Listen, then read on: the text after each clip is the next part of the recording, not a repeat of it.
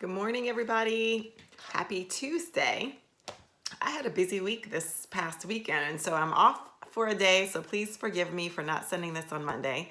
One of my 16-year-old twins graduated from high school on Sunday, and it was a very busy weekend, but one to remember. So, as promised, we're going into week 3 of our period health series, and this week we're going to talk about irregular periods.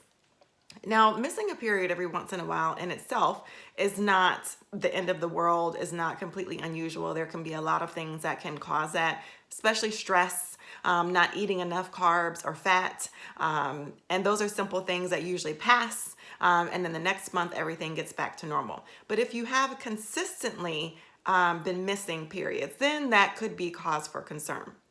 Often you want to start with your gynecologist so that they can run some tests, maybe do an ultrasound to kind of check out the basics.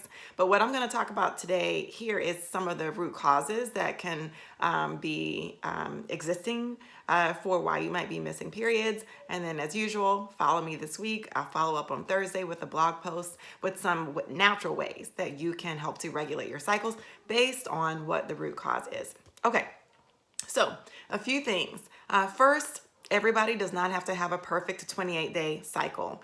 On average, if your period is anywhere from 21 to 35 days, that is considered normal. Okay, so that's important to know, and every woman's body is different. But if your cycles do range from 21 to 35 days, you're probably ovulating, but you might not be. You can still have that range and still not be ovulating every month. You can bleed without ever actually having ovulated, and that is called an anovulatory cycle. From a hormonal perspective, an anovulatory cycle is almost as big of a problem as not having a cycle at all. And we'll kind of talk a little bit more about that as well. So you want to figure out what the culprit could be if you have missed a period. And there could be several, which is another reason why starting with your doctor is a good place to go. So first, the no-brainer question, are you pregnant? Want to make sure you're thinking about that. That's always a possibility if you're sexually active. Cross that off the list first. Secondly, are you a teenager? It's possible that if you've just started your periods, that it is normal to have even 45-day cycles sometime as your body's hormones are balancing and getting into a rhythm. That can take a couple of years sometimes. So just be aware of that if you are a mom and you have a younger child and they are missing cycles. Are you in perimenopause? As many of you know, that is me. Hello. And I haven't experienced missing cycles, but I have experienced irregularities in the length of my cycles as well as a result of this. And the reason this happens is because in perimenopause, you have more estrogen, more follicle stimulating hormone, and as a result, you might ovulate earlier in your cycle and then have a shorter cycle, or you may not ovulate at all some months as your body is preparing to get closer to the menopause transition. Are you breastfeeding? If you're breastfeeding, then you have higher levels of a hormone called prolactin, which is what causes the breast milk to form in your breasts. And prolactin suppresses ovulation.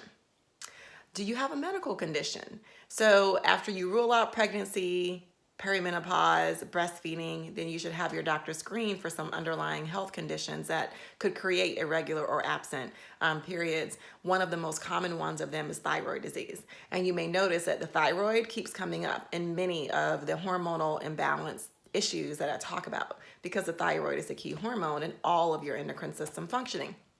So if your doctor hasn't screened you for thyroid disease, I would highly recommend it if you're missing periods on a regular basis.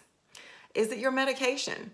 There are some medications that are common period disruptors, including things like antipsychotics, anticonvulsants, some blood pressure medications. You would be surprised how they can affect your periods.